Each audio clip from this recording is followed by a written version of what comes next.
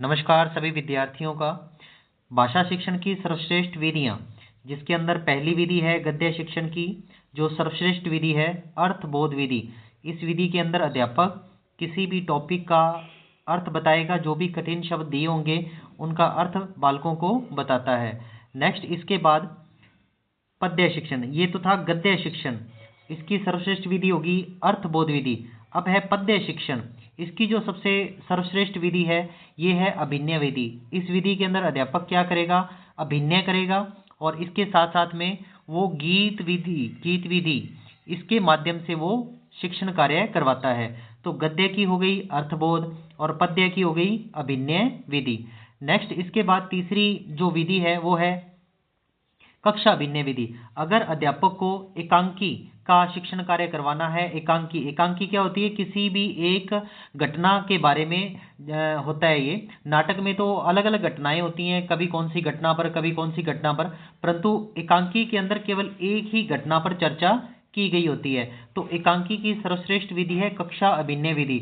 आप कक्षा के अंदर ही जो बालक होते हैं उनको आप अलग अलग पात्र बना देते हैं, और फिर जो एकांकी की जो घटना होती है उसका आप अध्ययन करवाते हैं। तो कक्षा अभिनय विधि। फिर इसके बाद है कहानी शिक्षण की। अगर आपको कहानी का शिक्षण कार्य करवाना है तो उसके लिए सर्वश्रेष्ठ विधि रहेगी चित्र प्रदर्शन विधि।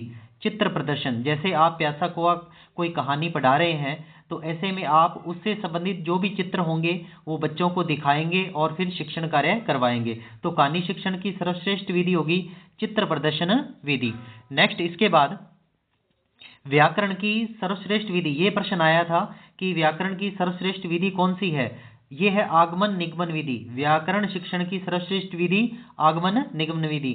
इसका ये ध्यान रखना है कि आगमन विधि अलग है, निगमन विधि अलग है, और आगमन और निगमन विधि ये अलग है। तीन विधि है ये, आगमन विधि, निगमन विधि और एक है आगमन निगमन विधि। तो अगर आपको व्याकरण का शिक्षण करवाना है तो उसके लिए बेस्ट विधि कौन सी रहेगी, आगमन निगमन विधि। फिर है रचना शिक्षण विधि। इसकी जो सर्वश्रेष्ठ विधि है वो है प्रश्नोत्तर विधि। तो दोबारा से रिपीट कर लेते हैं। गद्य की सर्वश्रेष्ठ विधि अर्थबोध, पद्य की सर्वश्रेष्ठ विधि अभिनय विधि, एकांकी की सर्वश्रेष्ठ विधि कक्षा अभिनय, कहानी शिक्षण की सर्वश्रेष्ठ विधि चित्र प्रदर्शन, और व्याकरण की सर्वश्रेष्ठ विधि आगमन निगमन, और रचना शिक्षण की सर्वश्रेष्ठ विधि है प्रश्नोत्तर विधि। धन्यवाद।